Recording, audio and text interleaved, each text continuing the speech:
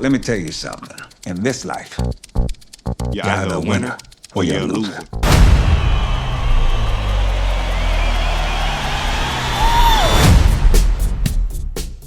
Hey, what's going on, everybody? I am Director J. Alex. Thank y'all for tuning in again to my YouTube channel. Today, we are reviewing the movie Michael, or should I say, Concert. I went to go see this movie in IMAX. I mean, it's big in IMAX. I mean, big. Not in like just the basic way, but seeing Michael Jackson sing and dance is larger than life. It felt like an event. It felt like a concert. You feel like you literally at a concert the whole entire movie. Now, I am a director and cinematographer, so I'm going to give you guys some information that normal YouTube reviewers wouldn't give you because they're probably not a director and cinematographer. Visually in this movie, I feel like they did an amazing job. This isn't one of those movies that's super color graded, like overly dark or pushed towards certain colors like green or orange or yellow. It feels like real life with an extra cinema twist to it. You know what I'm saying? I believe that they filmed this with the Sony Venice. This cinematography, crane movements, and everything, with this movie kind of being like a concert, this is where the movie shines. With all the performance scenes, it made the whole entire theater start dancing. I mean, I'm literally looking to my left and my right, and people just snapping their fingers, throwing their hands up. This is the only movie I've seen people do this. I did go see the NWA movie with Ice Cube's son. Now, that was another movie that a lot of people were singing and rapping to.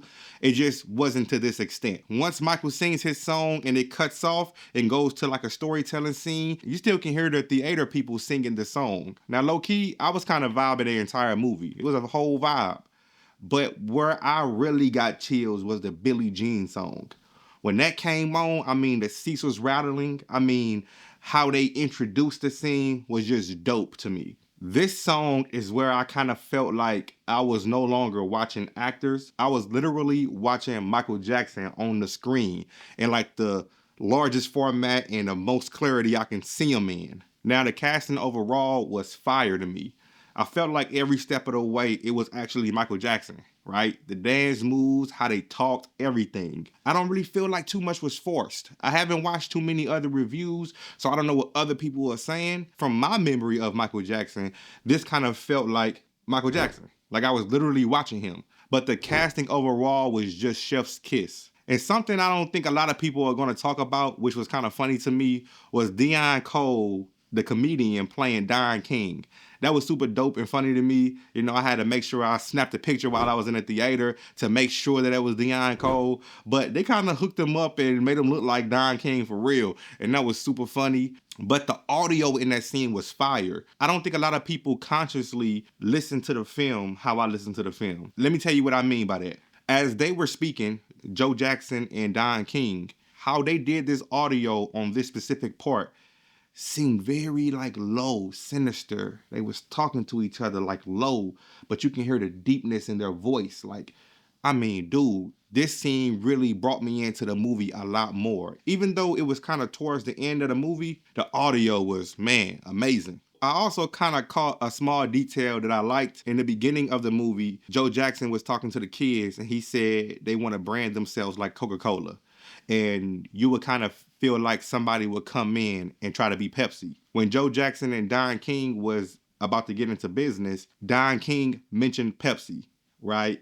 So this was kind of like the turning point, I believe, that led Michael into separating himself from Joe Jackson completely, especially since the Pepsi thing happened to where, his hair caught on fire from a spark during a Pepsi commercial. So I kind of felt like that was a call back to that and they kind of put a twist on it, which was fire to me. Now, with all that being said, the movie was not perfect, obviously. The biggest issue for me was pacing. The movie feels a little rushed. And I get it. You're trying to fit an entire lifetime into a 2-hour movie. From him being a small kid to him being larger than life. But because of that, it kind of feels like a summary of Michael Jackson's life. You don't really get to sit into the feelings and sit into the characters for real.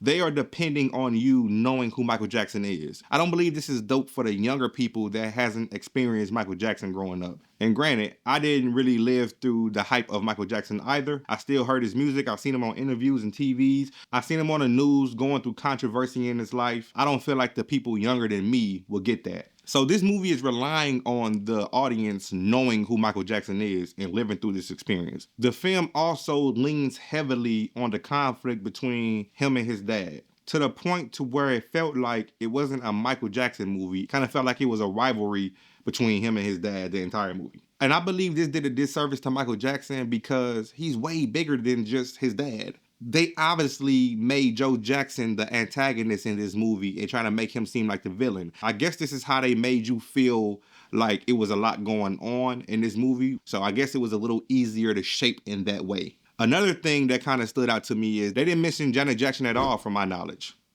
Like, at all. They did mention LaToya, but I don't think Janet Jackson is that young to where they didn't have to mention her the whole movie. Like, Janet Jackson is huge now. I didn't really like that part. I thought they was going to kind of throw in a performance video with her and Michael Jackson together, because they did like the tour with him and his brothers, but they didn't do anything with the sister, with Janet Jackson or anything. And I'll be honest, I didn't love how they handled Thriller. For one of the biggest songs ever, introducing it as more of a behind the scenes was kind of underwhelming. It took away a lot of the impact for me, and the performance didn't hit as hard as it could have. Now, one thing I could say that might be a little controversial, the way they portrayed Joe Jackson was a little one-sided. I'm not going to sit here and say that he was the best father. I'm not going to sit here and say that. Now, yes, he was abusive. Yes, he was mean. Yes, he was an asshole. We understand all this, right? But I do think the film just reduces him to just a villain. Because at the same time, that level of greatness doesn't just happen randomly. Obviously, there was discipline, there was structure, and there was pressure that built his kids up to make them who they are. Now, do I believe Michael would be Michael without his dad? I believe to a certain extent, but we would never know. And I believe the film focuses so much on the negative that it doesn't fully acknowledge the role he played in building their legacy. Even the dynamic with his wife felt off to me, Michael's mother.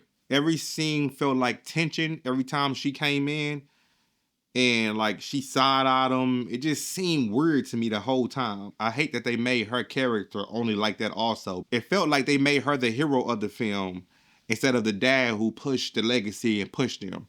And also, that's Joe Jackson's wife. She was not on his side not one time. Now, I don't know the dynamic in real life and all that. That ain't none of my business.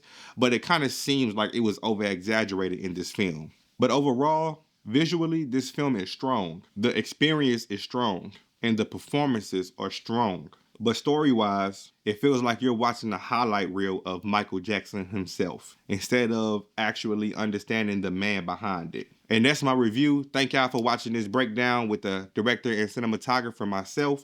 And I hope y'all subscribe to this YouTube channel and go out and watch this film. It's very important. See it in the best format you can see it in. If your local theater has it in IMAX, go view it in IMAX. It is an experience. Make sure y'all hit the subscribe button, drop a like, and comment if you've seen it, and let me know your thoughts on the movie. Thank y'all again. Peace. I love you.